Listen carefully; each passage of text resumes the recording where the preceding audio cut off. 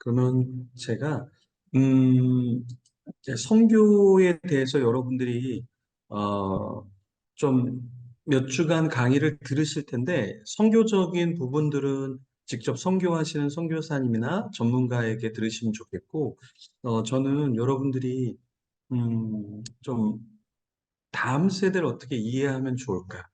예, 다음 세대를 이해해야 다음 세대의 선교가 가능하고 선교지를 또 이해할 수 있기 때문에 제가 시대적으로 어떻게 흘러가고 있고 우리 다음 세대는 어떠한 삶을 살고 있는가, 그 삶을 좀 저는 여러분에게 좀 말씀드리면서 다음 세대를 위한 선교 그리고 시대적인 흐름 이것을 조금 여러분에게 좀 나누려고 합니다.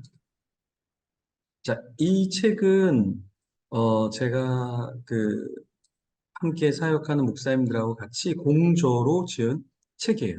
그래서 이 책의 제목은 나를 아세요. 나를 아세요라는 말은 이 다음 세대를 우리가 잘 알지 못한다라는 것을 단어적으로 이제 해서 나를 아세요? 이렇게 물어보는 거예요. 우리가 다 다음 세대를 안다고 하지만 실제로 다음 세대를 잘 모른다라는 거죠. 자, 마태복음 16장 3절 말씀 같이 한번, 소리는 안 들리겠지만 여러분들 같이 자리에서 읽어보겠습니다. 아침에 하늘이 이 붉고 붉고 흐리면 오늘은 날이 굵겠다 하나니 너희가 날씨는 분별할 줄 알면서 시대의 표적은 분별할 수 없느냐. 네. 여기 이 말씀에 보면은 날씨를 잘 간파하면서 너네가 날씨는 분별할 줄 알면서 시대의 표적, 그 시대가 어떻게 흘러가는지는 잘 알지 못하느냐. 그래서 주님께서 꾸짖으셨던 건데 우리가 다음 세대를 조금 이해하면 좋겠다. 그리고 선교를 하면 좋겠다라는 거예요. 그래서 시대적인 변화를 보면 1차 산업혁명이 증기기관이 만들어지면서 시작이 되죠. 그게 1784년 정도입니다. 2차 산업혁명은 전화가 만들어지면서 통신 기술이 발달하면서 1870년에 이제 2차 산업혁명이 시작되죠. 3차 산업혁명은 컴퓨터가 만들어지면서 정보통신이 보편화되면서 1990년에 이루어지죠. 4차 산업혁명은 인공지능과 로봇공학으로 2010년에 만들어집니다. 근데 여기서 이 1차와 2차, 3차는 약 100여 년 정도가 걸려서 어떠한 산업혁명의 변화가 있습니다. 그런데 이 3차와 4차를 보시면 4차 산업혁명을 우리가 좀 짧게 잡아서는 2010년으로 이야기하지만 조금 더 초창기를 잡으면 2000년에 이미 인공지능과 로봇공학이 시작됐다. 그래서 2000년으로 보기도 합니다. 그러니까 1차와 2차, 2차와 3차는 약 100년 정도의 세월이 걸리지만 3차와 4차는 10년 혹은 넓게 잡으면 20년 정도로 잡는다라는 거예요. 이 말은 뭐냐면 우리가 예전에 직장 생활할 때는 30년 동안 일하면 그 사람을 존경하게 되고 그 사람이 말하는 걸 다 따라해야 됐어요. 그죠? 그리고 시대의 흐름이 그렇게 빠르지 않았어요. 근데 지금은 직장 생활하면 직장에 부장님이나 이런 오래 일한 사람이 야, 내가 한 20년 여기서 일했는데 나한테 좀 배워. 그럼 사실 배우면 안 돼요, 이제는. 왜냐하면 너무 시대가 빨리 바뀌고 있기 때문에 오히려 젊은 사람에게 나이 드신 분들이 막 배우는 경우가 많아요. 예를 들어서 어떤 앱을 사용하거나 엑셀을 사용할 때 이렇게 부장님이 많이 아는 것 같지만 요즘 젊은 사람들이 더 잘하는 게 많아요. 그래서 요즘에는 직장에서 나이 드신 분들이 많이 혼나요. 부장님, 몇 번 말씀드렸어요. 그것도 모르세요? 아, 이렇게 하시면 되지. 아, 이것도 이해를 못 하세요? 아, 답답해 죽겠네. 그래서 예전에 1차, 2차, 3차는 나이가 많고 경력이 많으면 그 사람이 지식이 많고 굉장히 높은 위치에 있을 수 있다면 요즘에는 그냥 자기가 창업해갖고 더 큰 회사를 만들기도 하고 내가 창업해서 직장 생활을 안 하면서도 떵떵거리면서 사는 젊은이들도 많고 시대가 바뀌어가고 있다라는 거예요. 그래서 이렇게 시대가 바뀌어가다 보니까 어떤 가족의 형태도 바뀌고 인식과 살아가는 생활 방식도 더 많이 바뀐다라는 거예요. 근데 다음 세대도 굉장히 많이 바뀌어지게 되겠죠. 그래서 예전에 우리가 베이비붐 세대, X세대 이런 사람들은 자수성가형이에요. 노력을 통해서 뭔가 이뤄내는 사람이에요. 아마 여기에 베이비붐 세대 분도 계실 텐데, 베이비붐 세대를 몇 살부터 베이비붐 세대라고 하냐면 6.25 전쟁이 끝난 뒤에 1955년 정도부터 1969년까지를 베이비붐 세대라고 이야기해요. 그래서 그때 1차 베이비붐, 2차 베이비, 3차 베이비붐 시대가 있다고 우리가 이야기를 하는데, 이때 아이들이 굉장히 많이 태어났다 그래서 베이비붐 세대다. 우리 이렇게 이야기합니다. 근데 이 베이비붐 세대는 배우지 못한 사람들이었고, 대학을 많이 못 갔고, 다 학력이나 어떤 경험이 많지 않았어요. 그래서 노력으로 뭔가를 이뤘던, 열심히 살았던 분들이죠. 근데 이 베이비붐 세대 다음이 X세대인데, X세대는 1969년부터 1979년 정도를 우리가 X세대라고 얘기해요. 이 X세대는 기성세대가 볼 때는 좀 획기적인 아이디어를 내서 더 노력을 하는데, 그냥 단순 노력이 아니라 머리를 써서 뭔가를 이뤄내는 세대가 X세대라는 거예요. 그래서 X세대는 대부분 다 대학을 갑니다. 대학을 가요. 고등학교 정도는 다 나오고요.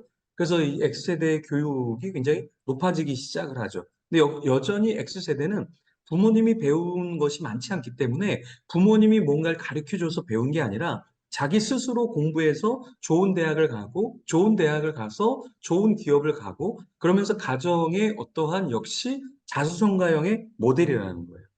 그래서 이 시대가 바뀌면서 조금씩 이제 삶이 달라지고 형태가 달라지는데, 그 다음에 나타나는 세대가 우리가 M세대, MZ세대라고 얘기할 때 이 M세대는 어떤 사람을 이야기하냐면 1980년대부터 1995년 정도, 90년대 중반까지를 우리가 M세대라고 얘기해요.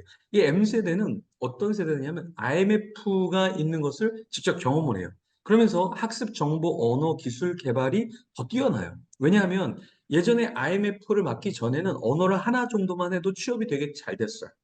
네. 근데 IMF 때 딱 보니까 언어 하나 갖고는 취업이 되게 어려워진 거예요. 모든 사람이 다 뛰어드니까 직업이 되게 어렵게 되면서 이 IMF 이후에 M세대는 영어만 하는 게 아니라 일어도 하고, 네. 일어만 하는 게 아니라 일어 중국어를 같이 하거나 이렇게 해서 두 개 정도의 언어를 통해서 직장에 들어가는 세대예요.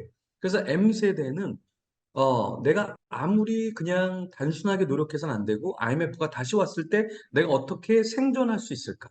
그래서 학습과 정보와 언어에 있어서 더 많은 스펙을 쌓기 시작한 게 M이에요. 그래서 우리가 X세대는 커리어 세대라면 M세대는 스펙의 세대예요. 그래서 더 많은 스펙이 뭐가 있을까? 자격증을 더 많이 따면서 안정형을 추구하는 세대가 M세대다라는 거예요. 그죠? 근데 M세대 다음이 무엇이냐면 이제 Z세대라 그래요. MG라 그러죠. 그때 이 Z세대, G세대는 더 안정화를 꿈꿔요. 1990년대 후반, 그러니까 1996년부터 2010년을 우리가 Z세대라고 이야기하거든요.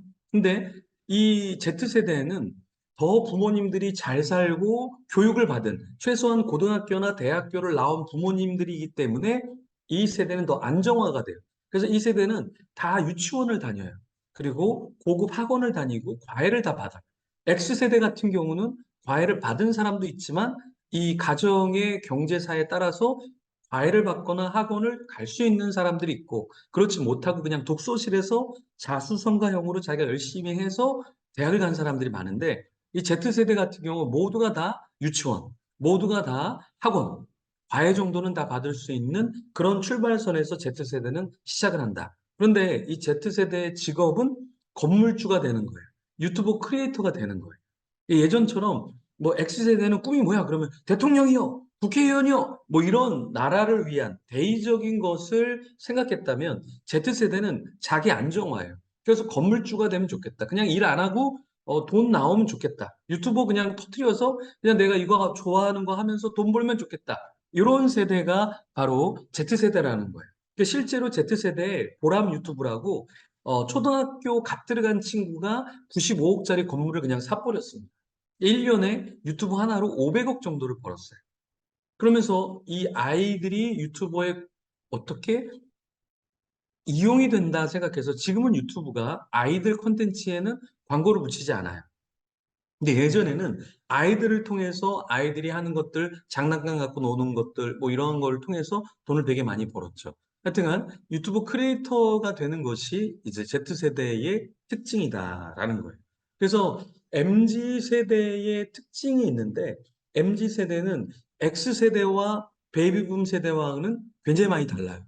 그래서 지금은 교회도 많이 달라졌어요. 예전에는 사역자 그러면은 막 밤 9시, 10시, 11시까지 사역하는 사역자가 많았는데 아마 여러분 교회에도 MZ 세대의 사역자들이 이제 들어와 있을 텐데 그분들은 아침에 9시에 출근해서 핸드폰을 켜고 6시가 되면 더 이상 6시 이후에는 핸드폰을 받지 않습니다. 교회에서 연락이 와도 잘 받지가 않아요. 왜냐하면 근무 이외 시간에는 일하는 것이 별로 좋지 않다고 생각하기 때문에 그래서 어떻게 하냐면 그냥 연락이 와도 잘 안 받습니다.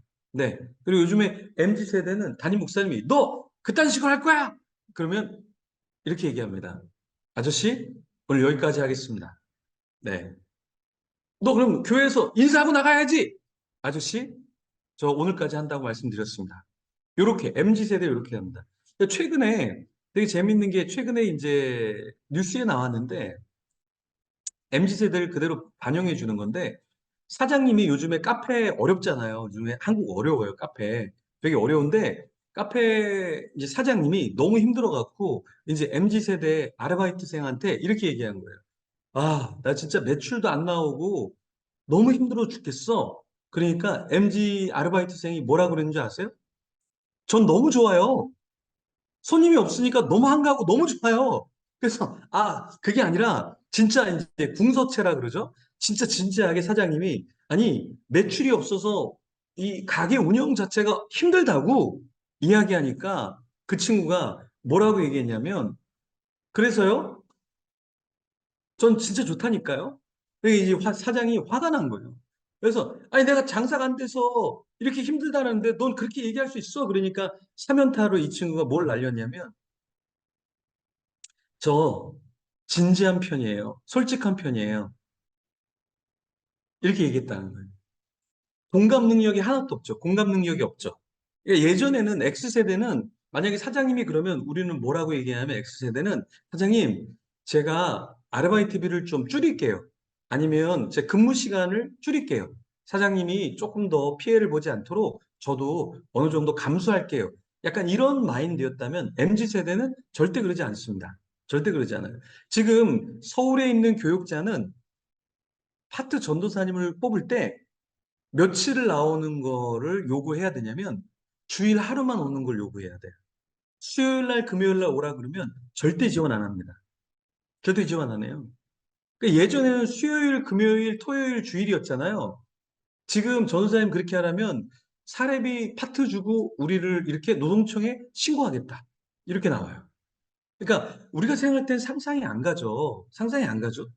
근데 이미 서울은 이미 토요일 혹은 주일인데 거의 토요일은 나오라고 그래도 잘 안 나옵니다. 네. 주일날. 그래서 제가 아는 목사님이 큰 교회도 아니에요. 한 100여 명 정도 모이는 교회인데 이 목사님이 이제 다른 외부 집회가 있어서 금요 찬양을 이제 전도사님한테 맡겼어요. 좀 그 주만 부탁을 한 거예요. 내가 외부 집회를 좀 나가니까. 근데 그 전도사님이 이렇게 얘기한 거예요. 저도 못 나와요. 아니, 아니 무슨 일이 있냐? 그러니까 제 아내 생일이에요. 아내 생일이기 때문에 교회를 못 나온다는 거예요. 여러분들 생각할 때는 에이 진짜겠어? 목사님 거짓말하는 거지. 거짓말하는 거지. 그게 아니라 이게 실제라니까요. 실제. 그래서 제가 교회 이렇게 집회 가거나 담임 목사님 만나면 막 눈물을 흘리세요. 내가 뭘 얘기하면 너무 이렇게 벽 보고 이야기하는 것 같다. 너무 사무적으로 교회에서 뭘 해도 협조를 안 한다. 예. 이게 지금 분위기인데 왜 그러냐면 이게 MZ 세대의 특징이라는 거예요. 그래서 여러분이 선교를 할 때 그냥 내가 옛날에 1970년대를 생각하고 이렇게 막 하면 되겠지 그러지만 요즘 아이들은 그러지 않아요. 예. 그래서 여러분들이 선교를 하거나 뭔가를 할 때 시대의 변화에 맞춰서 해야 된다는 거예요. 예를 들어서 우리가 뭔가 선물해 주는 건 되게 좋은 거잖아요. 그렇죠? 근데 요즘 사람들은 선물을 많이 해 주는 것도 별로 좋아하지 않아요. 왜냐? 부담스러워해요. 그러니까 내가 당신을 위해서 이렇게 선물을 준비해 왔어요. 이러기보다는 요즘 젊은이들한테는 야, 이거 오다가 주웠다. 그냥 뭐 가져가라. 이렇게 하는 걸 되게 좋아한다라는. 예. 큰 선물보다 작은 선물. 왜냐하면 내가 저 사람한테 또 돌려줘야 될 거를 생각하니까. 이게 MZ 세대의 특징이에요. 그래서 여기서 예를 들어서 떠드는 사람 있어요? 떠드는 사람 있어요? 예를 들어 여기에 그 뭐 김성훈이라고 하는 한 사람이 막 떠들잖아요. 그러면 우리는 뭐라고 얘기냐면 정민 목사님이 마이크를 켜고 우리 성훈 형제님 조금만 좀 조용히 들어줄 수 있을까요? 이렇게 얘기를 하잖아요. 우리는 마이크가 켜졌으니까 좀 끌게요 하고 끄잖아요. 근데 MZ 세대는 그렇게 안 합니다. 왜? 그 사람이 상처받을까 봐. 그럼 그 사람이 상처받으면 안 되니까 모두가 다 상처를 받는 거예요. 그러니까 모두가 상처를 받는 거는 괜찮은데 한 명이 상처를 받는 건 안 돼요. 되게 이론이 굉장히 특이하죠? 그래서 제가 강남에 있는 교회에서도 사역을 했는데 방송팀이 매주 방송에 PPT를 잘 못 넘기는 거예요. 아니, 왜 PPT를 제때 안 넘길까? 근데 이 친구들이 다 서울 연고대예요. 강남에 있던 교회라 서울 연고대예요. 정말 똑똑한 애들이에요. 근데 왜 PPT가 안 맞지? 라고 그러니까 이 친구들은 찬양을 할 때도 어떻게 해야 되냐면 A, B, C, A, B, C, A, B, C, A, B 이렇게 진행하는 대로 그대로 안 가면 피아노 치는 친구들이나 악기하는 친구들이 도저히 못 따라가요. 그래서 PPT를 넘길 때도 다 정해진 거를 다시 뒤로 가는 게 아니라 계속 누르기만 하는 거예요. 하나 끝나면 다음, 하나 끝나면 다음. 그래서 앞으로 가면 그냥 게임 끝나는 거예요. 그날 찬양은 끝나는 거예요. 왜 아이들이 이럴까라고 봤더니 반주하는 친구들이 우리는 어렸을 때 반주를 제대로 안 배웠지만 봉사를 하면서 자기 스스로 연습하면서 반주를 막 배우잖아요. 근데 여기는 한 300명이 있으면 300명 중에서 피아노를 안 배워본 친구는 한 명도 없어요. 다 초등학교 때 피아노를 다 배워요. 근데 초등학교가 끝나면서 다 국영수로 가. 그러니까 피아노를 쳐본 적은 있지만 피아노를 악보를 보거나 준비함 없이 치는 것도 어려운 거예요. 이해가 안 되시죠? 그래서 악보를 잘 못 보고 잘 못하니까 ABC 그냥 따라가는 대로 계속 그것만 따라가고 뭔가 흐트러지면 어디로 갈지 몰라 한다라. 그럼 왜 PPT를 못 넘기냐? 봤더니 PPT 왜 한 번도 우린 제대로 안 되냐? 알고 보니까 10명이 방송실에서 섬기면 한 명에게만 PPT를 몰아주면 한 애가 스트레스를 받는다는 거예요.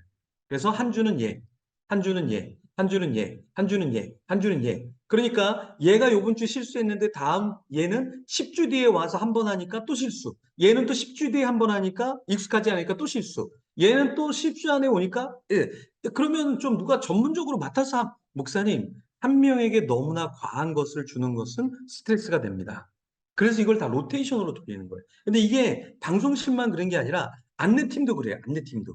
안내팀도 10명 있으면 요번 주는 2명이, 요번 주는 2명, 요번 주 2명. 그러니까 5주에 한 번씩 안내를 쓰니까 뭘 안내를 쓰고 어떻게 안내를 쓰고 어떻게 연계해야 될지를 잘 모른다라는 거예요.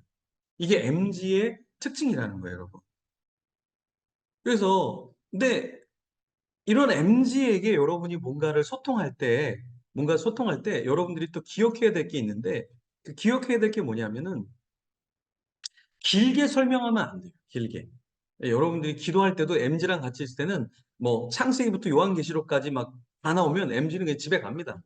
예, 그러니까 짧게 짧게 정유미 목사님 기도한 것처럼 이렇게 짧게 짧게 기도를 해야 되는데 하나님 아버지 그리고 문자나 텍스트 할 때도 여러분들이 하나님의 사랑으로 너에게 문자하노니 성삼위 하나님께서 너에게 주라는 귀한 말씀을 내가 가져왔는데 네가 꼭 들으면 좋겠다. 네가 지난주도 빠지고 너 같은 신앙을 하는 사람을 내가 보지 못했지만 너무나 열심히 잘하면은 너도 하나님의 은혜가 있을 것 같아. 근데 읽지 않은 걸로 나와요. 왜 그러냐? 여러분은 수신 차단당한 거예요. 너무 길게 얘기해서. 길게 얘기해서 여러분 차단당한 거예요. 예. 왜 답이 없느냐? 그런 거 답 안 해요. 그리고 여러분이 젊은 세대랑 카톡 하잖아요. 단체방에 놓는 건 절대 안 읽습니다. 그러니까 우리는 문자가 오거나 카톡이 오면 무조건 열어보잖아요. X세대나 그 베이비붐 세대는, MZ세대는 안 읽은 게 500개예요. 기본 안 읽은 게 500개. 안 읽은 게 700개예요. 아마 여러분 자녀 중에서 카톡 읽나 문자 읽나 보십시오. 안 읽은 게 700개, 1000개가 돼요. 얘는 선택적으로 읽어요. 선물을 주면 반드시 열어봅니다. 하지만 그냥 문자가 오고 단체톡은 다 쓰레기라고 생각해요. 이건 쓰레기. 교회에서 온 쓰레기. 성교회에서 온 쓰레기. 그래서 다음 세대는 어떻게 하냐? 1대1로 카톡을 주면 대답을 하는데 단체톡은 다 쓰레기라고 생각을 한다라는 거예요. 의사소통 방법이 굉장히 다르죠. 그죠? 그래서 여러분이 다음 세대를 선교할 때, 이해할 때, 문자를 보낼 때 이렇게 보내야 돼. 살아있니? 그러면 살아있어요. 그러면은 그 다음에 또 얘기해야지. 살아있니 말했다고 성삼위 하나님께서 너에게 문자를 주라고 말씀하셔서 내가 좀 배운 게 있는데 세미나를 들었는데 다음 세대를 조금 이해했는데 너가 이렇게 하면 말을 들을 것 같아서 내가 이렇게 얘기했는데 창세로부터 하나님께서 너에게 작정하사 하나님께서 너를 축복하시고 너를 선교로 이끌기를 막 하면 차단이에요. 차단. 천국에서 봐야 돼. 여러분 아마 많이 차단당했을 수도 있어요. 많이 차단당하는데 모르는 거죠. 모르는 거죠. 그래서 다음 세대를 우리가 조금은 이해를 해야 기도를 하든 선교를 하든 선교지를 가든 선교지도 마찬가지입니다. 지금 선교지도 굉장히 고도로 가난한 것 같지만 여러분 캄보디아 가보십시오. 캄보디아 아이들이요. 저도 몇 번 갔는데 캄보디아 가니까 가난한 나라인데 핸드폰이 다 있어요. 애들이 핸드폰이 다 있어요. 짝퉁이든 뭐든 상관없이 핸드폰을 다 갖고 있어요. 그래서 그 아이들이 또 어떠냐면 옛날 우리나라가 첫째가 공장 가갖고 동생들 학교 공부시키는 것처럼 딱 그 시대로 가 있어서 고도 산업화가 마구 일어나고 있어요. 마구 일어나고 있어요. 그래서 한국에 있는 이슈들이 거기에도 일어났어요. 예전에 우리가 20년 전에 청소년 문제가 있을 거라고 생각을 못 했는데 미국에서 청소년 문제가 있고 우리나라 20년 뒤에 청소년 문제가 옵니다. 미국에서 마약이 문제다 그랬을 때 20년 뒤에 한국이 지금 마약 때문에 골머리를 앓고 있고 예전에 미국에서 동성애가 문제다 그랬을 때 동성애가 뭐야? 라고 그러는데 20년 뒤에 우리 동성애가 와 있어요. 똑같이 우리나라에 있는 문화가 이 동남아나 아프리카에 계속 전수가 되고 있기 때문에 여러분이 이 시대를 잘 이해하면 이게 그대로 지금 동남아로 또 간다는 거예요. 케이팝이라는 문화가 이 다음 세대 아이들을 굉장히 강타하고 있거든요. 케이팝이라는 게. 제가 지난번 필리핀에 갔는데 필리핀 아이들이 학교마다 노래 대회를 하는데 학교마다 노래를 대는데 모든 노래가 다 케이팝이에요. 모두가 다 한국 노래예요. 춤, 한국 춤, 노래 한국, 그리고 옷도 의상도 나팔바지. 옛날에 그 복고풍 나팔바지를 요즘에 누가 어린 케이팝 가수 팀이 입나 봐요. 그 아이돌도 다 나팔바지 찾아서 입어요. 왜 그럴까? 우리나라의 문화가 거기에 가기 때문에 우리나라의 문화를 여러분들이 잘 이해하시면 그 다음에 우리가 섬길 나라들도 굉장히 많이 이해할 수 있다라는 겁니다. 자, 그래서 이제 시대 속에 사람이 변화되는데 알파 세대는 2010년부터 지금까지 알파 세대라고 얘기해요. 2025년까지 우리가 알파 세대라고 이야기할 거예요. 이 알파 세대는 태어나자마자 이제 디지털을 사용하는 디지털 원주민이다. 그리고 메타버스를 이용하고 스마트폰을 태어나면서 하는 친구예요. 그래서 우리는 책장을 넘길 때 렇게 책장을 넘기잖아요. 이렇게 넘기잖아요. 알파 세대는 책장을 이렇게 책을 읽을 때 확장을 시켜요. 확장. 예, 탭 이런데 글자를 이렇게 하듯이 이렇게 해서 책을 보려고 하는 습성이 있어요. 음. 그러니까 태어나면서 다 기기를 만졌기 때문에 확장해서 봐야지 이렇게 책을 그런 성향이 있다라는 거예요. 이게 알파 세대다라는 거예요. 디지털 원주입니다. 그러면 아이들이 이제 바뀐 이유가 뭐냐면 우리가 엄마를 엄마라고 하지 않고 지금은 맘이라고 얘기해. 맘. 선생님을 선생님이라고 하지 않고 쌤이라고 얘기해. 쌤. 쌤 이렇게. 그래서 옛날에는 선생님 그러면 되게 존경하고 이런 높은 위치라면 지금은 쌤 이리 와봐. 쌤 맛있는 거 사줄게. 애들이 반말을 해요. 선생님한테. 교회 선생님한테 쌤 이리 와 쌤 같이 놀아요 근데 거의 막 친구처럼 돼. 이 쌤이라는 말이 막 어려운 선생님이 아니라 되게 친근하게 그러면서 뭐 반말도 하기도 하고 뭐 편하게도 얘기하고 요즘에 그래요. 근데 마음도 옛날의 엄마가 아니라 요즘 세대의 마음은 조금 다르다라는 거예요. 그게 무슨 말이냐면 자 예전에 이제 헬리콥터 맘이라는 건 아이들 주변을 이렇게 삥삥 돌면서 아이들을 통제 관리하는 맘이에요. 그 아이가 학교 갔구나 저기 학교 끝나고 아이가 학원 갔구나 과외 선생님 만나고 있구나 이걸 다 엄마가 통제하는 거예요. 캥거루 맘은 자녀를 완전 끼고 보호하는 마음이에요.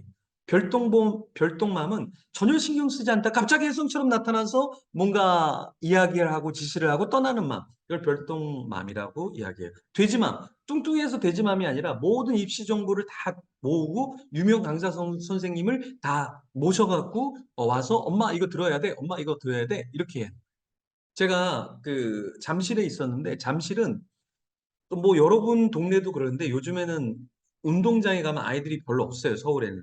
농구장에 가면 아이들이 별로 없어요. 근데 어떻게 아이들이 모이냐면 엄마들이 카톡으로 요번에 줄넘기 선생님 2시간 이렇게 모셨는데 가격은 한 사람당 2만 원씩 해서 신청하실 분 신청하세요. 이렇게 해서 아이들을 모아서 줄넘기 실기 평가를 위해서 합니다. 농구도 마찬가지로 요번에 농구 5회하고 요번에 학습 평가할 때 농구 반영되는데 할 사람들 네 하세요. 신청하세요. 뭐 이렇게 이야기를 한다라는 거예요. 그리고 산행도 그냥 가는 게 아니라 요번에 산행 선생님 2시간 오시는데 산행 같이 하실 분 3만 원입니다. 이렇게 해서 카톡으로 공지를 하고 신청해서 그렇게 갑니다. 그래서 아이들을 운동장에서 볼 수 있는 거는 거의 없어요. 나 혼자 가서 운동할지언정 애들 안 나와요. 왜? 엄마들이 다 그룹으로 묶어서 하거든요. 그래서 과외 선생님도 유명한 사람이 왔어요. 엄마 몇 명 같이 그룹 과외 할 사람 신청한 이게 돼지맘이 하는 거예요. 돼지맘. 돼지맘은 모든 그런 정보를 가져오는 거예요. 미니밴맘. 외국에도 이 미니밴맘이 있는데 아이가 학원 끝나면 태우고 운동하면 태워주고 계속해서 차로 날르는데 외국도 이렇게 하지만 한국은 더 심해요. 한국은 더 명문대 입학을 위해서 뭐 체육 활동이라든가 비교과, 뭐 미술 활동이라든가 음악이라든가 뭐 학원이라든가 다 태워줘요, 애들. PD맘, 자녀가 가야 할 길을 엄마가 다 지시해줘요. 창작 기획 관리, 엄마가 다 해줘요. 너 요번에는 이 학원 가고, 요번에는 외고 가고, 요번에는, 대학은 이렇게 가면 좋을 것 같고, 대학 간 다음에 박사는 이렇게 준비해서 외국을 좀 갔다 오면 좋을 것 같은데, 엄마가 다 기획해요. 그래서 강남에 있는 한 친구는 서울 안에 있는 대학교 교수였는데, 청년이었는데, 교수였는데, 그 친구가 자꾸 엄마가 자기 교수하고 있는데 박사를 또 공부하라고 돈을 준다고 박사를 하라고 그런다는 거예요. 아, 나 있는 공부는 이제 지겹다. 안 할 거다. 근데도 엄마가 자꾸 공부하라는 거예요. 근데 그 친구가 강남에서 컸거든요. 야, 너는 강남에서 클 때 엄마가 어떻게 학원 보냈어? 그러니까, 아, 목사님 말도 마세요. 저 초등학교 1학년 때 집에 들어가면 집에 가방이 9개가 있대요. 학원 가방이 9개가 있대요. 그걸 다 해치워야 집에 들어갔네요. 그게 벌써 25년 전에 강남에서 학원 9개를 보낸 거야, 9개. 그리고 최근에 한 5년 전에 한 집에 두 아이가 학원을 몇 개를 가느냐 했더니 한 달에 학원을 35개를 간다는 그 뉴스가 있었어요. 강남에 35개. 두 명. 두 명이니까 반으로 나누면은 네, 한 18개, 17개. 이렇게 한 달에 18개, 17개 학원을 간다라는 거예요. 이게 뭐냐? 다 엄마들이 디자인하는 거예요. 아이들이 가고 싶어서 가는 게 아니라 PD맘으로 엄마가 이렇게 다 하는 거예요. 그리고 타이거맘. 그러니까 아이들의 존중, 자율성이 아니라 스칸디맘이 아니라 엄격하고 스파르타식이에요. 이렇게 뱀 소리 내면서 아주 무섭게 아이가 안 들으면 엄마 말 아빠도 듣는 거 알지? 이게 뱀 소리 내면서 무서운 타이거맘으로 윽박지르면서 뭔가 하는 맘, 타이거맘이 있어요. 앵그리맘. 그냥 아침부터 화나 있고, 밤에도 화나 있고, 밥 먹으면서도 화나 있고, 엄마 그냥 자체가 화가 나 있어요. 예, 아빠한테 화나 있고, 애들한테 화나 있고, 막 화가 나 있는 맘. 이걸 타이거맘이라고 그래요. 예. 그리고 또 어떤 맘이 있냐면, 어, 마지막으로 이제, 매니저맘, 매니저처럼 자녀 일과를 다 챙겨요. 카페맘, 카페 사교육이 되게 많잖아요. 그 카페에서 우리 학원 여기 좋다, 카페에 뭐 맛집 있다, 그럼 그 정보를 다 이용해서 아이한테 주고 챙겨가는, 카페에서 정보를 가져가는 말을 카페맘이라고 이야기합니다. 이게 엄마가 바뀌다 보니까 아이들이 굉장히 옛날하고 많이 다른 거예요. 그래서 아이들이 어떻게 다르냐면, 아이들이 아주 낮은 자존감을 갖고 있고 내성적인 성격과 기질을 갖고 있고 자기 주도성이 떨어져요. 자기 결정 장애를 갖고 있다. 그래서 요즘 아이들은 햄버거를 시켜줄 때 너가 먹고 싶은 거 먹어. 그럼 우리는 옛날 같으면 선생님 저 이거 먹고 싶어요. 되게 빨리 얘기하잖아요. 어떤 아이는 이것도 먹고 싶고 저것도 먹고 싶고 다 먹고 싶어요. 막 이렇게 얘기하잖아요. 요즘 아이들은 여기 있는 거 골라. 그러면은 골라본 적이 없어요. 다 엄마가 너 영양 이거 위해서 이거 먹어야 돼. 이거 오늘 특별 메뉴니까 이거 먹어야 돼. 엄마가 다 결정해줘서 아이들이 결정을 잘 못합니다. 여러분, 학원을 요즘에 아이들이 결정할 것 같아요? 아이들이 학원 결정할 것 같아요? 아니에요. 여러분, 여름에 수련회 갈 때 아이들이 신청해서 아이들이 결정할 것 같아요? 아이들, 너네 수련회 갈래? 그러면 아이들이 대부분 첫 마디가 이거예요. 엄마한테 물어볼게요. 엄마 허락 받아야 돼요. 이렇게 얘기해요. 예. 옛날에는 내가 엄마 아빠가 나를 때려도 나는 교회 갈 거야. 이런 신앙이었잖아요. 집에 가지, 너 교회 가지 마. 그래도, 몰래 갔다 왔다가 혼나고 뭐 이런 게 우리의 신앙인데 지금은 몰라요. 엄마가 결정하겠죠. 엄마한테 얘기하세요. 이렇게 얘기해요, 아이들이. 엄마가 결정권자이기 때문에 그렇다라는 거예요. 그래서 자기 결정 주는 거예요. 그래서 아이들에게는 이제 이렇게 비전 트립을 할 때 아이들에게 너 뭐 먹고 싶어? 이러면 아이들 결정 못 합니다. 근데 오늘의 메뉴는 이거고 굉장히 맛있는 베스트 메뉴는 이거래. 둘 중에 하나 선택해. 그럼 잘 선택해. 둘 중에 하나를 선택할 수 있게 해주면 아이들 빨리 하는데 네가 선택해 그러면 이제 계속 생각합니다. 음. 엄마한테 혼나지 않을까? 내가 이걸 해야 될까? 사람도 눈치를 보죠. 아, 뭘 시키나, 뭘 시키나. 이렇게 아이들이 수동적이 된다라는 거예요. 그래서 예전보다 지식, 정보, 기술은 조금 더 습득을 잘하지만 아이들은 이런 의사결정이나 대인관계는 굉장히 약하다. 그래서 아이들이 공부는 잘해요. 그리고 상당한 통찰력과 이해력도 사실은 있습니다. 그런데 아이들이 적응력이 되게 떨어져요. 순발력이 되게 떨어져요. 자신감, 자존감이 되게 낮아요.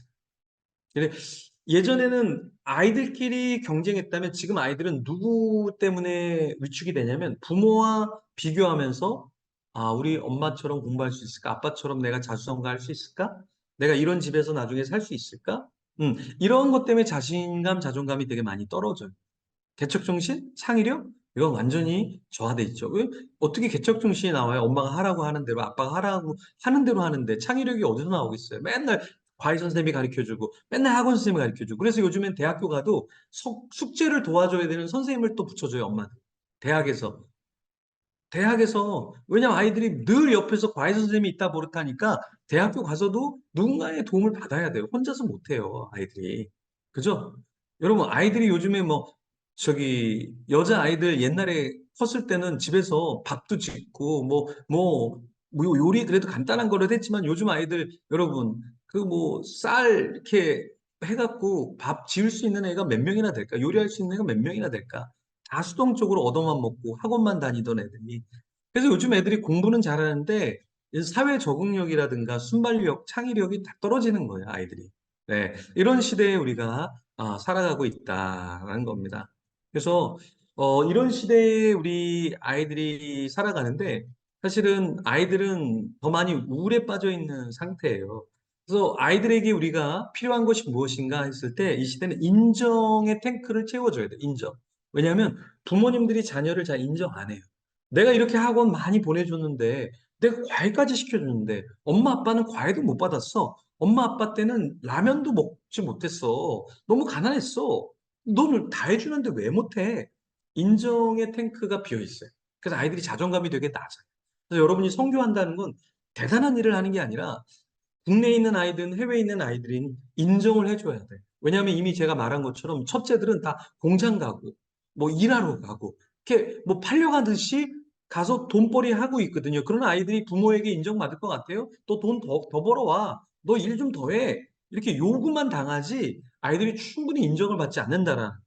그래서 여러분들이 선교 가면 좀 맛있는 따뜻한 밥이라도 근데 그게 비싼 게 아니라 정말 아이들을 좀 위로해주고 인정해주고 할 수 있는 그런 격려의 말. 이 격려의 말 한마디도 아이들을 크게 변화시킨다. 네. 이 고도의 이런 산업사회가 될수록 인정과 소통이 부재하게 된다라는 거예요.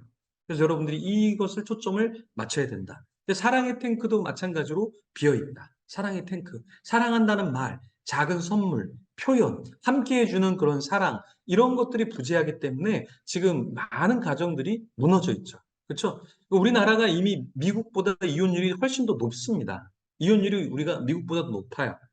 그 이유를 외국에 있는 제가 법대에 가서 채플실에서 설교하고 그분이 법대의 총장님이었는데 그분이 그런 얘기를 했어요. 사실은 미국이 더 낮은 이유는 한국이 더 높은 이유는 이제 이미 미국은 동거를 많이 하기 때문에 결혼을 안 하기 때문에, 결혼 안 했기 때문에 이혼율이 높지 않은 거다, 사실은. 근데 한국은 결혼하고 이혼율이 잡히기 때문에 한국이 더 높게 잡히지만, 막 그런 이유도 있다. 이렇게 얘기하는데, 공감이 되더라고요. 그리고 제가 그 대구에 내려가서 그 사역할 때 제가 이제 조사를 해봤거든요. 여러 가지를 이렇게 조사를 해봤어요. 제가 사는 도시에. 근데 제가 2009년에 내려갔을 때, 그 이혼율이 결혼자 대비 이혼율이에요. 결혼자 대비 이혼율이 몇 프로였냐면 처음에 갔을 때 한 50% 정도 됐어요. 그리고 조금 지나니까 60% 정도 되더라고요. 그래서 이혼율이 되게 높아요. 대구가 이혼율이 되게 높습니다. 네.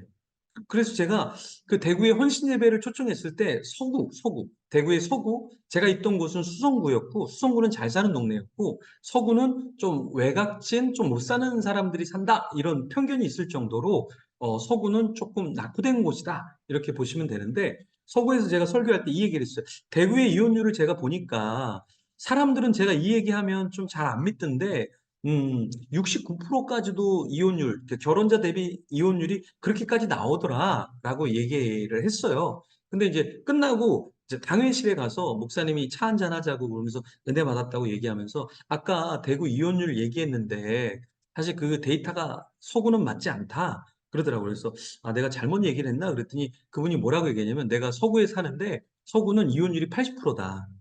그래서 아이들이 굉장히 많이 이혼당하고 아이들이 그래서 서구는 아이들이 결석하면 선생님이 행동 수칙이 뭐냐면 반드시 집을 가야 된다. 왜? 아이가 가출했거나 맞았거나 자해했거나 아이가 어떻게 된지 모르기 때문에 굉장히 가정이 불안하기 때문에 선생님의 행동 수칙이 그냥 전화로 너 어디 있어? 이게 아니에요. 무조건 집에 가서 생사를 확인하고 아이가 얻어맞았는지 가출을 했는지 자해를 했는지 어떤 일이 있는지 반드시 가야 된다는 게 학교 수칙이라는 얘기를 들었을 때 제가 충격을 먹었어요. 충격을 먹었어요. 우리는 선교지 그러면 외국만 선교지라고 생각하지만 이 국내도 다음 세대는 이렇게 이혼율이 높으니까 결국 이혼율이 높아서 우리나라가 청소년 범죄율이 높아요. 청소년 범죄율이 높아요. 대구도 청소년 범죄율 1위입니다. 대구가. 왜 그러냐? 이혼율과 청소년 범죄율은 비례해요, 사실은. 네.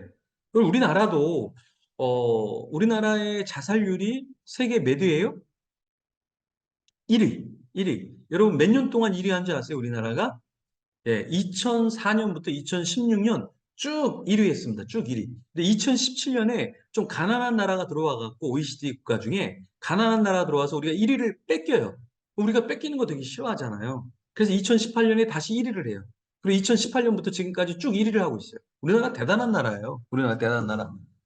1위는 하루에 자살하는 사람이 우리나라가 평균 33명이에요. 평균. 30분마다 한 명씩 죽고 있어요. 그리고 우리가 1시간 세미나를 하면 1시간 세미나 동안에 우리는 이렇게 세미나를 듣지만 2명이 어디선간 자살을 했다라는 거예요. 그래서 1년에 한 달에 1,000명, 1년에 12,000명이 죽는 나라가 우리나라예요. 근데 왜 자살에 대해서 이야기를 안 하냐? 자살을 얘기하면 그날은 그 자살 방법으로 다 죽습니다. 그래서 자살은 보고를 안 하는 거예요. 수많은 아이들이 더 많이 죽기 때문에 자살은 이야기하지 않는 거예요. 네, 그런 이유가 있습니다. 그래서 제가 대구에 있을 때 극동방송에 섬길 때 자살이 많다 그러는데 극동방송에서 기도 제목을 제가 받아서 그걸 정리해갖고 중보자들하고 이렇게 기도하는 시간이 있는데 그걸 다 정보를 이렇게 기도 제목을 받아서 제가 엑셀로 나눠요. 그래서 병을 위해서, 뭐, 가정의 재정을 위해서, 뭐, 영적인 문제를 위해서. 근데 자살에 대한 이야기가 나와요. 우리 집 앞에 아파트에 아이가 떨어져서 흥건히 피가 고여 있다. 뉴스에는 전혀 안 나와요. 전혀 안 나와요. 근데 기도 제목으로 바로 자기 집 앞에 자살한 아이가 있다라는 이야기가 들려요. 진짜 자살한 이들이 많이 있는데 우리가 뉴스에서 접하지 못하는구나. 그런 이야기를 접하게 된다는 거예요. 그래서 여러분들이 선교지 생각하면 어른 선교도 있지만 다음 세대 선교도 우리에게 있어서는 너무나 중요하고 시대를 읽을 수 있는 눈이 우리에게 좀 있어야 한다라는 겁니다. 그래서 여러분들이 이 다음 세대에 대한 이해를 조금 하시면 좋을 것 같고 이 자살률 1위 그러니까 우리나라가 이 자살률 1위인 이유는 뭐냐면 우리나라 중독이 많기 때문에 그래요. 그러니까 중독이 인터넷 중독이 230만, 알코올이 210만, 도박이 210만, 성 중독자가 200만, 마약 중독자가 50만. 그러니까 중독자가 많으면 우리나라가 이제 중독자가 1,000만 정도라고 얘기해요. 1,000만, 약 1,000만. 그러니까 5명 가족 중에 1명, 4명 가족 중에 1명은 중독자다라고 보시면 돼요. 네. 제가 낮에 오늘, 낮에 한 교회 가서 이제 중독 세미나를 3040, 30대, 40대 부부들만 아이들하고 같이 세미나를 했는데, 제가 중독의 성향이 있거나 중독인 것 같다라고 생각하는 사람 손 들어봐라. 그러니까 거기에 있는 사람들이 아이들부터 부모까지 거의 다 들더라고요.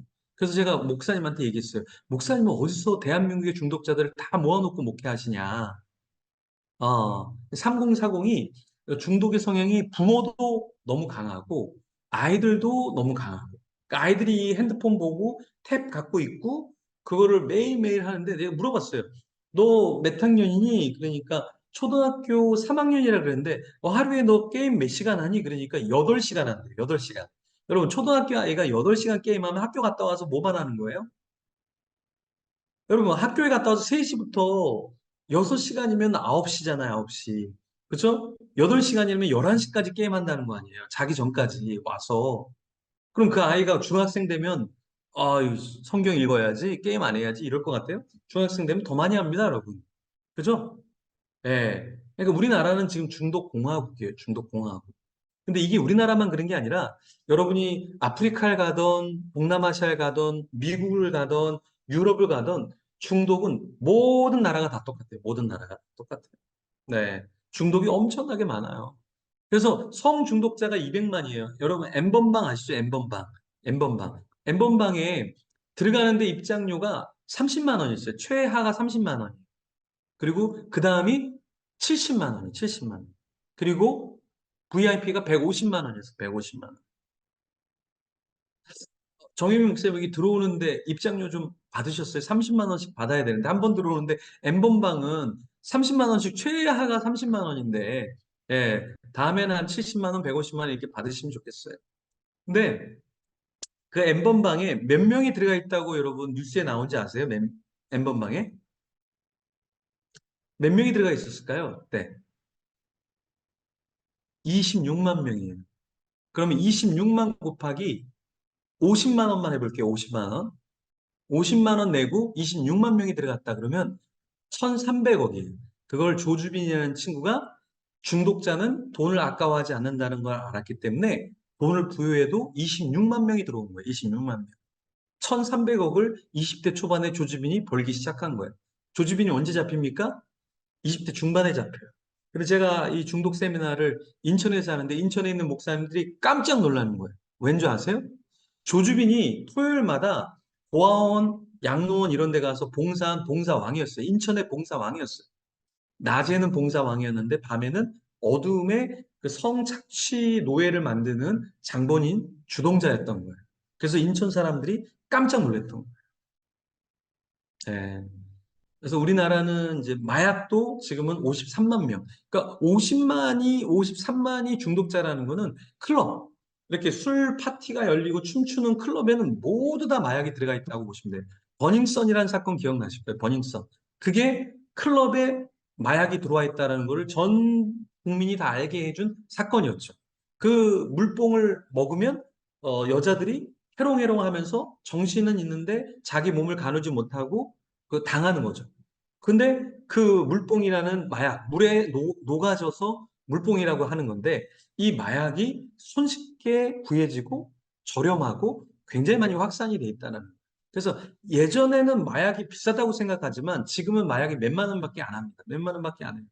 네.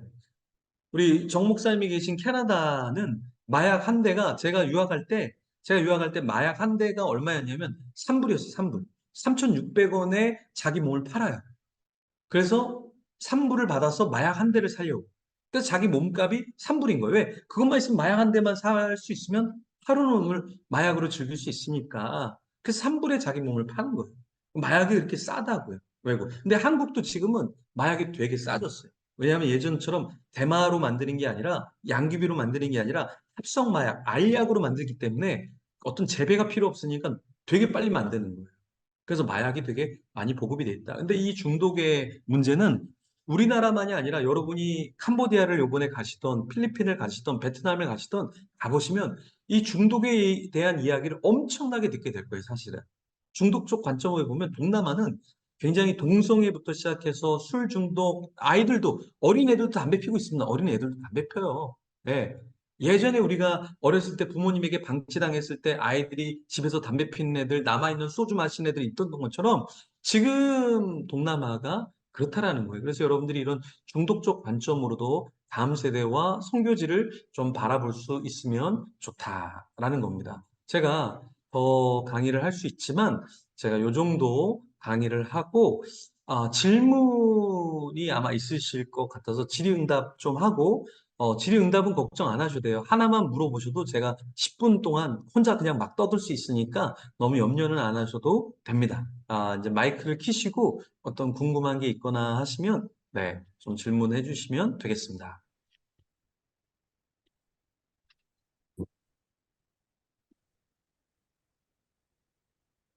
네, 우리 정용심 권사님 어떠셨어요? 들으면서 어떤 내용이 좀 좋으셨어요?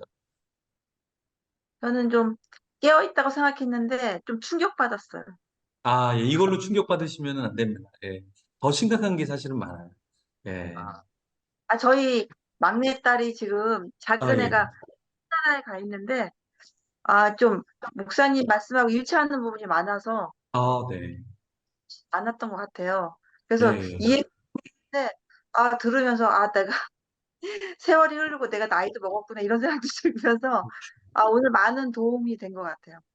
제가 캐나다 유학 갔을 때 내륙에 조금 있었는데, 에드몬튼이라는 내륙에 있었는데, 그때가 몇 년도냐면 2004년, 2004년이었죠. 20년 전이네, 벌써. 20년 전에 그 공부할 때, 에드몬튼에서 잠깐 공부할 때, 한 친구를 만났는데, 목사님, 그 친구가 이제 고등학교 이제 졸업하고 대학 가는 나이인데, 목사님, 제 친구 중에 마약 안 하는 친구는 한 명도 없어요. 이렇게 얘기했어요. 한인 사회에서 마약을 안 하면 걔는 완전 왕따를 당한다 그랬어요. 그리고 그 친구가 그랬어요. 제가 전도사였을 때인데, 전도사님, 우리가 가는 아지트에 대마 마약을 안 밟고 여기서 저기까지 갈 수 있는 곳은 없다. 그만큼 바닥에 다 마약으로 깔려 있다는 마약은. 그 정도. 그게 20년 전이었어요, 20년 전. 그러니까 우리가 생각하는 것보다 더 심각하게 외국은 사실은 마약이라든가 이 술이라든가 중독은 훨씬 더 심해요, 사실. 근데 우리나라도 지금은 젊은 아이들이 굉장히 많이 해요. 마약을 많이 합니다. 네, 좋습니다. 예. 우리 윤은수 목사님은 네, 잘 지내시고 예, 네, 목사님 반갑습니다. 네, 네, 네. 네, 잘 들었습니다. 네. 예. 어떤 게 좀 남든가요? 한국 떠난 지도 이제 꽤 돼서 한국에 대한 이야기도 오랜만에 또 들었을 네. 텐데. 이 제가 알고 있는 뭔가 이게 어떤 지식 음, 정보랑 이게 지금 굉장히 많이 현실은 차이가 많구나. 많죠, 네, 많죠. 그런 생각을 좀 하게 되고 예. 또 이제 뭐 이제 저희 아이들이 이제 8학년, 7학년 어, 여자아이들인데 이제 네, 또 약간 지역마다 조금 편차가 있긴 한 것 같아요. 이제 제가 어, 살고 있는 지역과 또 아, 캐나다의 어떤 또, 음, 그런 또 이렇게 또 말씀하신 그 현장과는 조금 좀 다른 측면도 있고, 네, 맞는 측면도 또 있다는 생각이 들고, 네, 네. 그러면 사실 한국도 약간 어떤 지역이나, 네. 예, 그런 편차는 어떤, 있죠. 네, 예, 맞아요. 편차가 편차 있는 있습니다. 것 같다라는 생각이 좀 들어서, 네. 이게, 저는 네, 강남이나 이런 지역에 공부 잘하는 부잣집 아이들은 저는 100명 중에 50%는 다 우울증 약을 먹거나 정신병원에 갔다 왔던 아이들이더라고요. 제가 상담하는데 리더인데 목사님 저 정신병원 갔다 왔어요. 목사님 저 우울증 약 먹고 있어요. 이게 저는 50% 정도라고 봐요. 네. 그러니까 고도화된 사회, 잘 사는 사회일수록 사실은 우울과 불안감이 더 큽니다. 네. 근데 시골에 있는 아이일수록 그런 게 조금은 떨어져. 조금은 떨어져. 근데 시골로 가면 중독 성향은 훨씬 더 강합니다. 시골 뭐, 아이들이. 네네. 부모들이 다 아이들을 방치하기 때문에 그 또래의 문화나 이런 거에 더 많이 휩쓸려요. 그래서 우리는 시골의 아이들이 되게 착할 거라고 생각하잖아요. 근데 시골의 아이들이 오히려 담배, 술 더 빨리 합니다. 부모들이 돌보질 않기 때문에. 그쵸? 예. 그래서 예전에도 우리 정종필 우리 권사님이신가요? 집사님이신가요? 네. 아마 어렸을 때 많이 하셨을 거예요. 이미. 네. 시골에 있을수록, 예. 어렸을 때 부모님들이 다 일하러 가면 다 일찍 합니다, 일찍. 네. 그래서 더 주님을 찾고 있을 수도 있어요. 옛날에 다 해봤기 때문에, 초연하게 다 그 어릴 때 뛰는 거지. 뭐, 게 옛날에는 그랬죠. 근데 고도화된 사회는 그런 거 절대 못 합니다. 엄마, 아빠가 다 알기 때문에 그거 잘 못해요. 그래서 공부 잘하는 애들은 부모 말을 잘 듣는 애들은 공부를 잘하는데 내 생각하면 공부 못합니다. 그래서 아이들이 착하면 착할수록 공부를 잘해요, 보면은. 근데 자기 생각이 있어. 난 그거 싫어. 그러면 이제 부모랑 싸우면서 공부는 이제 부모들이 좋아하니까 공부 안 해버리지. 음. 네, 이게 지금 우리 사회적인 이슈이기도 하고 스마트폰 때문에 아이들이 지금 난리예요. 스마트폰 한다고 학교 안 가겠다, 학교 때려치겠다는 애들이 주위에 너무 많아요. 주위에 너무 많아. 게임하려고. 예, 그 스마트폰 중독률 때문에 부모랑 의사소통 단절, 게임만 하고, 이런 것도 상당히 큰 문제가 있다. 그래서 우리가 생각하는 것만큼 이 다음 세대 성교나 여기만 그런 게 아니라 이 동남아나 진짜 가난한 나라 가도 애들이 다 핸드폰 갖고 게임하고 이걸로 여러분 애들이 도박하고 애들이 이거 갖고 다 안 좋은 정보들 취하고 유린당하고 이게 다 핸드폰으로 그런 거예요, 여러분. 네. 그래서 아주 무서운 세상입니다. 네. 자, 마지막 질문 한 가지만 받고 저는 네, 마치도록 하겠습니다. 길게 하면 또 다음에 안 부르더라고요. 천국에서 뵐 수가 있어서. 네. 우리 이미선 권사님이신가요? 이미선 권사님은 좀 어떠셨어요? 들으시면서. 저는 놀란 게 교회에서 예. 전도사님들이 아, 그런다는 게 예, 저는 지금 상상 너무 놀래가지고 너무 상상이 안 어렵죠. 네. 네네. 제 후배 목사님이 오림교회 담임이거든요. 주경훈 목사님. 연말 되면 연락이 와요. 교구 10명 뽑아야 되는데, 목사님, 10명을 뽑아놨는데, 4명이 당회까지 통과됐는데, 안 온다고. 10명 중에 4명. 근데 사역자를 구하기가 어려워요. 근데 그 10명도 그냥 정신병자 아닌 것 같아서 추스린 사람이 딱 10명이었는데, 그래서 통과시켰는데, 그 중에 4명은 요즘에 옛날 우리가 당회가 통과되거나 교회도 통과가 되면 다른 데 오라 그래도 여기서 먼저 하나님 뜻이 여기 있지 않겠냐. 그래서 내가 여기를 좀 먼저 섬기겠다 이랬는데 다 통과됐는데 네 명이 사라진 거예요. 그래서 목사님 네 명 좀 빨리 추천해 달라고 사람 어떻게 구하냐고. 근데 그 큰 오륜교회도 주일학교 사역자 구하려면 없어서 저한테 몇 명을 추천해 달라고 그래요. 근데 사역자가 없어요. 요즘에 그냥 아르바이트 하면 그냥 100만 원 쉽게 버니까 교회 일하면서 욕 먹으면서 100만 원 버느니 그냥 편의점 가서 일하면 100만 원 쉽게 버니까 그리고 요즘 아이들은 등록금을 안 냅니다. 거의 80%가 국가장학금 나와요, 요즘에. 그러니까 옛날처럼 막 장학금 때문에 뭐 교회에서 장학금 주니까 사용을 한다 이런 거 없어요. 국가장학금 다 나오고요. 예, 은행 제도 다 잘 돼 있기 때문에 대학 끝나고 아니면 또 장학금 매치가 너무 잘 돼 있어서 옛날하고 달라요. 그리고 사역도 잘 안 하려고 하고 사역해도 담임 목사님이 너 이렇게 할 거야? 그러면 저 사임입니다. 이거 진짜 가요. 진짜 가요. 요번 주에 인사하고 가야지. 혼자 인사하시던가요. 이래요. 이 세월이 엄청, MZ 세대가 엄청 많이 바뀌었어요. 그거 아마 여러분 자녀나 여러분들 주위에서 같이 일해 보시면 이거는 아주 쉽게 접할 거예요. 아마 윤은수 목사님하고 정효민 목사님은 야, 진짜 그러겠어? 진짜 그러겠어? 한번 나중에 한국 와 보시면 기겁을 할 겁니다. 기겁을 할 거예요. 이게 옛날하고 많이 달라요. 음, 네. 우리 서성훈 집사님이신가요? 장로님이신가요? 선교사님이신가요? 서성훈, 네. 집사님이십니다. 네네네. 어떠셨어요? 마이크 키시고요. 예, 그,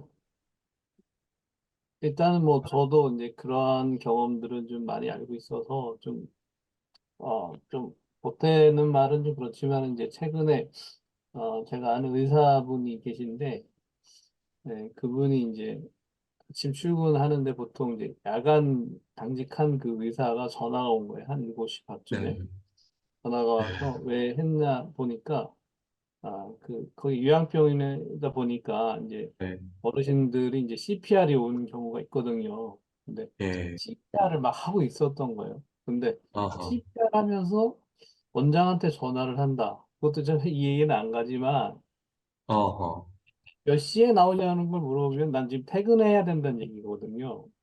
네, 의사가 CPR 하면서 나는 퇴근을 해야 되는데 CPR 하고 있다는 거예요. 그래서 그분이 뭐 MZ인지 그건지 모르겠지만 좀 그렇다는 생각이 들었는데 뭐 그거에 이제 뭐 사회 현상이 중에 이제 아주 일부의 어떤 그렇죠. 다운라이언일 수도 있긴 한데 뭐 그게 이제 어쨌든 간에 발생하고 있다는 부분에 대해서는 좀 동감을 하고요. 다만 좀 약간 좀 정리를 해주고 목사님께 좀 여쭤보고 싶은 게 뭐냐면 예, 일단 저희가 이제 그 캄보디아 선교를 네, 앞두고 예, 처음으로 이제 세미나를 하는 건데 네, 뭐 제가 이해한 바로는 지금 목사님이 얘기해 주신 부분이 이런 다음 세대를 우리가 이제 네, 캄보디아 가서 어떤 연령대나 이렇게 할지 모르겠지만 네, 캄보디아도 이런 우리 대한민국의 이러한 아, 이런 부분들이 있으니까 그걸 좀 네, 감안하고 선거를 예, 바라보라는 네, 취지를 받아들일 수 있는데 사실 맞아요. 조금 내 처음에는 지금 그 부분에 대해서 한번 좀 정리를 해주시면 좋지 예, 않을까 싶습니다. 예, 예. 저도 캄보디아를 갔는데, 캄보디아를 가면서 느낀 게, 우리나라의 옛날 모습하고 되게 많이 닮아 있다라는 거를 좀 봤는데, 또 한 가지는 우리나라를 너무 많이 따라오고 있구나. 어떤 좋은 면도 있지만, 안 좋은 면도 너무 많이 따라오고 있구나.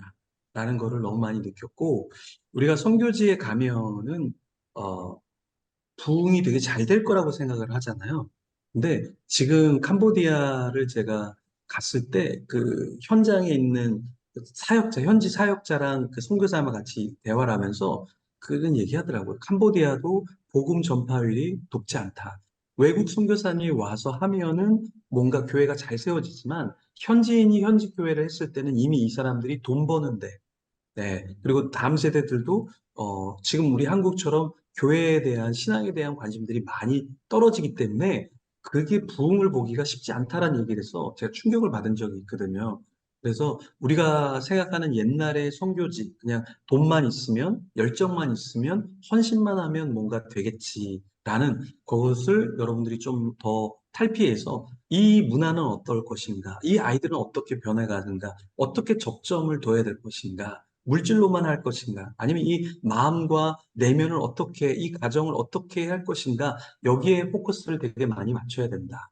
그래서 예전에 우리 목회자분들이 사역만 하다 가정을 놓친 경우가 되게 많잖아요. 지금 선교지의 목회자나 그 교회가 딱 그런 경우가 되게 많아요. 그러니까 사역은 열심히 하는데 가정은 깨져 있거나 부부관계가 깨져 있거나 부모와 자녀 간에 깨져 있는 것도 우리가 많이 볼 수 있다. 그래서 그런 전체적인 영역들을 여러분들이 보면 좋을 것 같아요.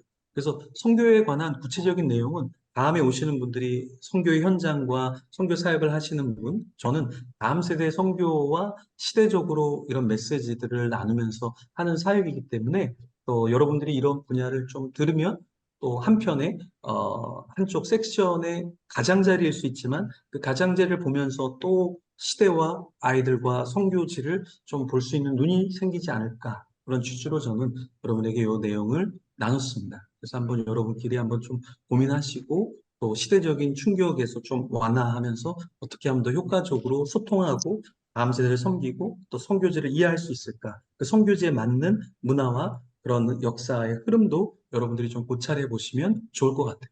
네. 마이크를 정 목사님에게 넘기도록 하겠습니다.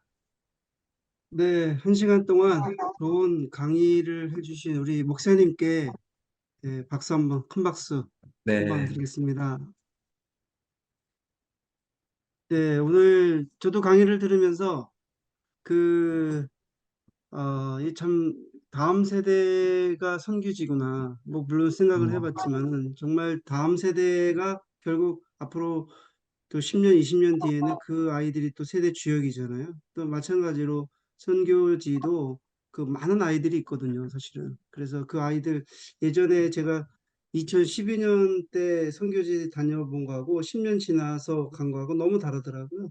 그래서 우리가 그런 시대적 그 산명, 시대적 그 어떤 문화를 좀 알고 이해하는 게 굉장히 중요하다. 그래서 그런 의미에서 이제 오늘 어, 특히 뭐 우리가 선교라는 개념이 꼭 선교 그 뭐 캄보디아나 베트남이나 다른 지역을 예전에는 그렇게 생각했지만은 이 지금의 선교는 이제 문화적 선교라고 우리가 생각을 해야 된다. 문화. 그러니까 지금 현재 우리가 살고 있는 이 지역 또 이 다음 세대에도 우리가 선교지라는 것을 좀 깊이 인식되는 오늘 그런 시간이었지 않은가 이렇게 생각이 듭니다. 네, 이렇게 수고 많으셨고, 이제 다음 주에는 광고 말씀드리면 이제 캄보디아에서 선교하고 계시는 이제 김성태 선교사님 이제 좀 말씀을 해주실 예정입니다. 그래서 지금 이 내용들은 오늘 못 들어오신 분들이 한 몇 분 되는 것 같아요. 그래서 이거 했으니까 이것을 저, 제가 올려가지고 서로 이게 쉐어하도록 그렇게 하겠습니다. 예. 수고 많으셨습니다. 혹시 무슨 광고 말씀 있으십니까? 없습니다. 예. 여러분 다들 피곤하시죠? 예. 이제 주무셔야 되니까 안녕히 주무시고 또 다음 주에 뵙겠습니다. 수고 많으셨습니다. 목사님 수고 많으셨습니다. 네, 수고하셨습니다. 감사합니다. 감사합니다. 네. 예.